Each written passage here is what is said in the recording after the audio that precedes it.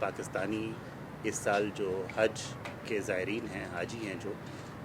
وہ خاصی بڑی تعداد میں 10,000 اور 10,000 سے بھی شاید زیادہ کی تعداد میں ایک کیش لیس قسم کا جو ہے وہ حج کریں گے، جس میں ان کے ہاتھ میں ایک کارڈ ہوگا، جسے آج کل کی دنیا میں پلاسٹک منی یا کارڈ کہا جا رہا ہے، اور وہ کسی بھی جگہ پہ بغیر کسی نقد رقم کی جو ہے ادائیگی کے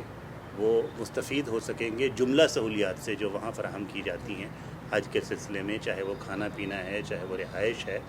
چاہے کوئی اور ان کا جو نقل و حمل ہے وہاں پہ۔ میرا نام ڈاکٹر زین فاروق ہے، میں فاؤنڈر ہوں مائی ٹی ایم کا، اور اس وقت مائی ٹی ایم پاکستان کے لیے ایز اے سی او بھی M working in Saudi my T M کے سے ایم دا جنرل مینیجر دیر۔ بیسیکلی سلس حج کارڈ کا مین کانسیپٹ یہ ہے کہ ایک عام آدمی جو کہ ہوز اے گیسٹ آف اللہ، جو کہ عمرے کے لیے جاتا ہے یا حج کے لیے جاتا ہے، ان لوگوں کے لیے سب سے بڑا پرابلم ہوتا ہے کیش کیرنگ کا۔ ہم ان کو یہ ایکسپیرینس دینا چاہ رہے ہیں کہ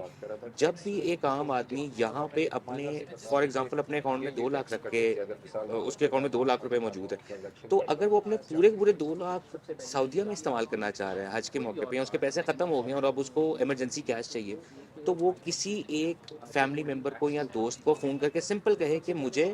میرے لوکل اکاؤنٹ میں پیسے ڈلوا دیں so that I can use this money